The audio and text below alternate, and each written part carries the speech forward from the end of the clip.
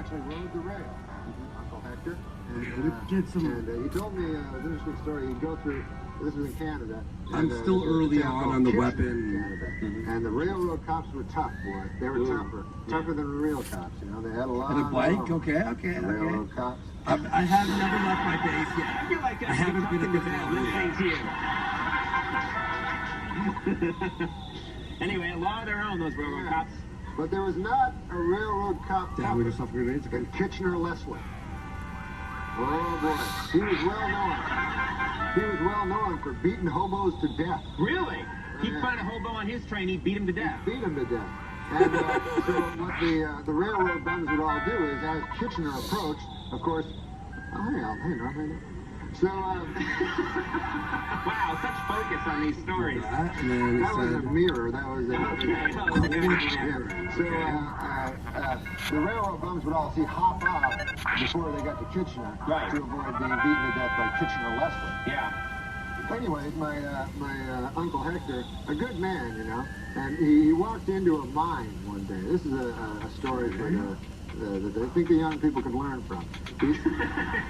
Yeah, don't go mine hopping iron plates. I could just do this. Of the Depression, where there was absolutely no work. My Uncle Hector walked into I won't say the name of the mining company. It was McIntyre Mine. And he walked in. He had his lunchbox with him and his work boots. And he said, "Sir," he said, "I want a job." And they said, "We have no jobs." He said, "Well, 500 people work here at McIntyre Mine." He goes, "I don't think there are 500 men here better than I." He says, "As a matter of fact, I don't think there are 200 men better than I." He says, I think you'd be strapped to find 100 men better than I. And by golly, he got the job. What do you think of that? That's a great story. Now, I'm sensing there's more. Now back to Kitchener-Leslie. Yeah. The most dreaded... No. Uncle Hector. What? No, Sorry, I'm trying to help you out. No, Uncle Hector. Dad, where's this story going? Uncle Hector worked in a mine, and it's a hellish job, the mine, as you well know. And you know, darkness, you know. It's dank, it's... Dank. Yeah. It's coaly. What? Well, you're in a coal mine. It's not coaly, it's coal-ridden. It's coal-infested, it's not coaly. It's coal-infested. Let's get some grenades going. So he worked in the mine, and by God, he worked hard.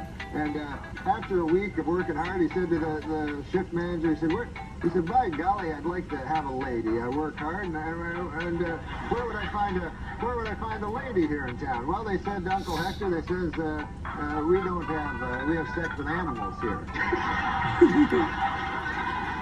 By God, says Uncle Hector, I'm not going to do that. I'm a normal fella. Well, then be to your own devices, huh? So, be to your own devices? Yeah.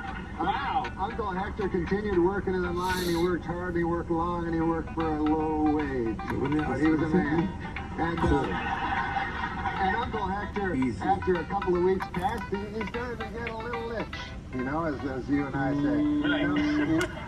Right. When we're thinking about the ladies, you know, yeah. But he kept it under control. He went again. He said, "Are you sure there's no ladies here?" "No, we have sex with animals." "Ah, my God." 6 months passed, and Uncle Hector couldn't take it any longer. He told me. Right. He said, "By God, I just had to. I'm just a man. I'm weak, you know. I'm not a saint, you know. And I was born in sin, I suppose, and I couldn't resist. I just needed it." So he said he walked by a pasture, and there was a pig. Oh, God. That's terrible. It's terrible. And so Uncle Hector said, well, he said, I walked up and I began having sex with a pig. And he said, all of a sudden, he saw all the miners like around him, you know, looking at him. They go, "Uncle Hector, what the hell are you doing over there?" And Uncle Hector's like indignant. He's like, "What? You're the guys that told me that you have sex with animals." They're like, "Uncle Hector, you damn fool. That's Kitchener-Leslie's girlfriend."